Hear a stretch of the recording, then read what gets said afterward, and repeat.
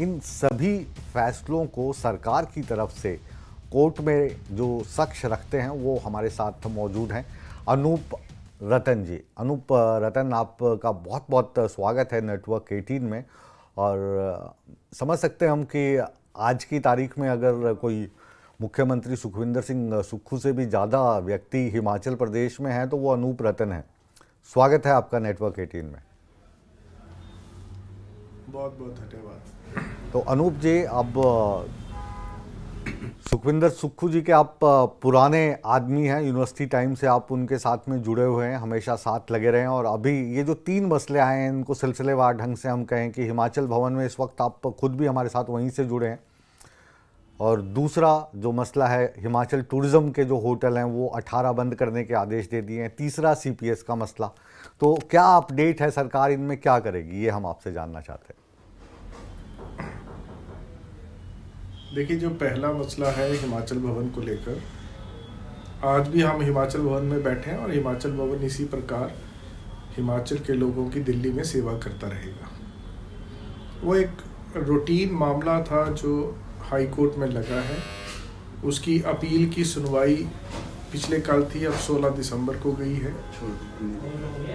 मामले में एडजर्नमेंट्स होती रहती हैं किसी वजह से, समय की वजह से, तो वो एडजर्नमेंट इस मामले में भी हुई है। ये कोई बहुत गंभीर मुद्दा नहीं है, लेकिन ये मामला जो है वो 2009 से प्रोजेक्ट का ना बनना गंभीर मुद्दा है। अगर 2009 से 2021-22 तक या 2017 में जब प्रोजेक्ट नहीं बन पाया और कंपनी छोड़ के चली गई थी, तो 2017 से 2022, 23, 24 तक जब इसमें कभी दोबारा से कोई प्रोसेस नहीं किया गया, वो एक गंभीर मुद्दा है जी। ये तो गंभीर मुद्दा आप मतलब किस तरीके से गिना रहे हैं कि आपकी सरकार उस वक्त नहीं थी, उस वक्त जयराम ठाकुर जी की सरकार थी, ये कहना चाह रहे हैं आप? नहीं, मैं कोई राजनीतिक बात नहीं कहना चाह रहा। मैं एक हिमाचल प्रदेश का नागरिक होने के नाते एक संक्षिप्त बात कहना चाह रहा हूँ। इस प्रोजेक्ट की कमीशनिंग मई 2021 में होनी थी। अब लॉ में हम हर गवर्नमेंट को एक सक्सेसिव गवर्नमेंट मानते हैं, तो उसके अनुसार इन दौरान जो भी गवर्नमेंट रही उनकी लापरवाही की वजह से प्रोजेक्ट नहीं बन पाया और प्रदेश सरकार को आज 200 करोड़ रुपया सालाना नुकसान हो रहा है इस वजह से। अभी अनूप जी, ये मसला तो हम जहाँ तक हमारी जानकारी मिली है सूत्रों के मुताबिक कि अब सरकार इस मसले को लेकर तो अपना मन बना चुकी है कि ये वाला जो पैसा है वो पे कर दिया जाएगा, तो ये मसला निपट जाएगा। 15 दिन का टाइम दिया है हाई कोर्ट ने इस मसले को लेकर। क्या कुछ इस तरफ आप लोग कदम उठा रहे हैं हिमाचल भवन में? जी, मैं आपको क्लैरिफाई कर दूं, पे नहीं किया जाएगा। हाँ,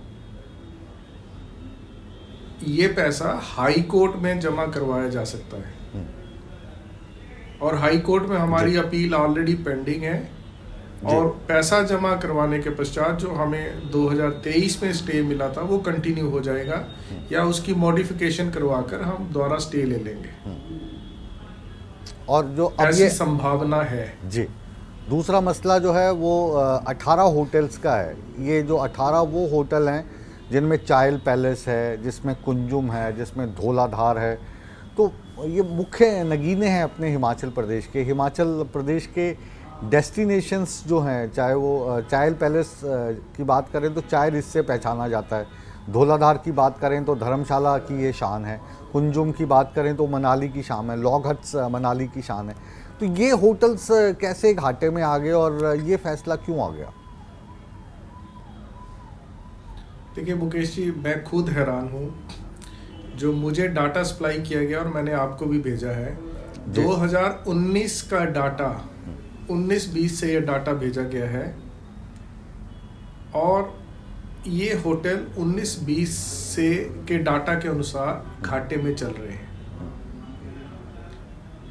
अब आप तो मेरे, जब मैं लॉ कर रहा था तो आप टूरिज्म के स्टूडेंट थे, आप बेहतर समझते हैं इस बात को कि ये हमारे हिमाचल के टूरिस्ट के डेस्टिनेशन जो है वो टूरिज्म के दिल है जी। अगर यही घाटे पर चलें तो कहीं ना कहीं lack of administration in hotels को चलाने में, कहीं ना कहीं एक लाल फीताशाही इन होटल्स को चलाने में 19, 20, 20, 21, 22, 23, 24 जो भी रहा है, जो डाटा है मैंने आपसे शेयर कर दिया है। जी जी। तो उस डाटा के अनुसार अगर ये प्राइम होटल्स भी हम नहीं चला पाते हैं तो एचपीटीडीसी को ये होटल, मेरा पर्सनल व्यक्तिगत मत है कि ये होटल नहीं चलाने चाहिए।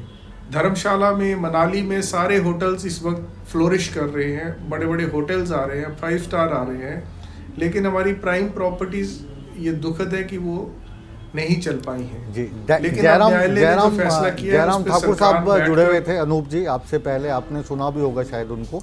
जी। तो जी, वो कह रहे थे कि ये कोर्ट का जो फैसला आया है इन होटल्स को बंद करने में, इस फैसले को ढाल बनाते हुए हिमाचल की जो सरकार है वो ये जो मुख्य अपने गहने हैं हिमाचल प्रदेश के एचपीटीडीसी के, इनको सरकार निजी हाथों में सौंपना चाहती है, ऐसी योजना है?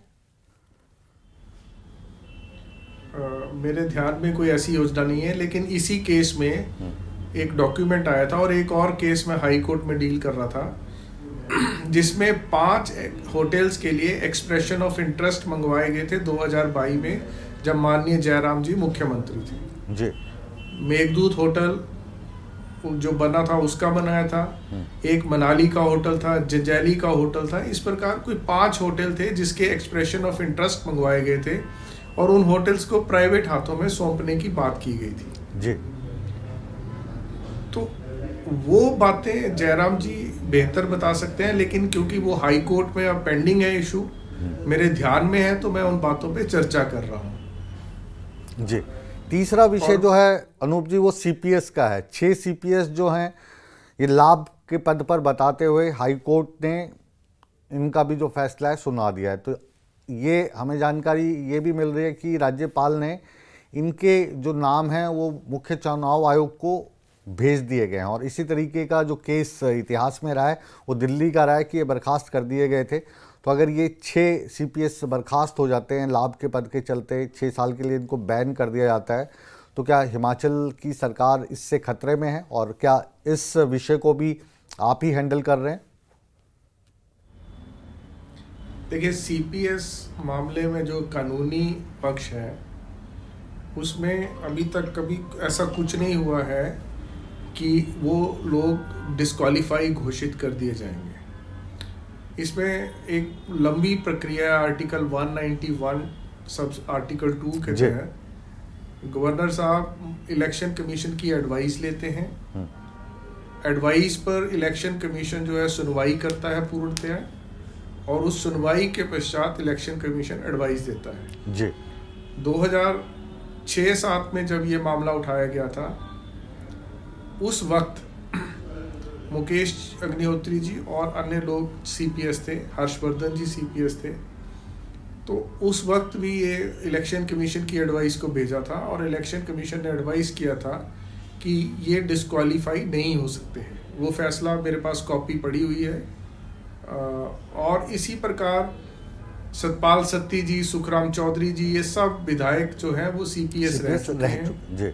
ये लोग भी अपने पद पर कंटिन्यू रहे, और आज भी जो सेक्शन 3D की बात की गई है न्यायालय ने, उस पर कोई चर्चा नहीं हुई है उस जजमेंट में। यही आधार बनाकर हम लोग सुप्रीम कोर्ट पहुंच गए हैं और मामला जल्दी सुप्रीम कोर्ट में सुनवाई के लिए लगने वाला है। जी, बहुत बहुत शुक्रिया अनूप रतन जी, क्योंकि आप एक ऐसे पद पे हैं कि हम चाहकर भी जो राजनीति वाले सवाल हैं वो आपसे नहीं पूछ सकते, क्योंकि आप हिमाचल प्रदेश के एडवोकेट जनरल हैं।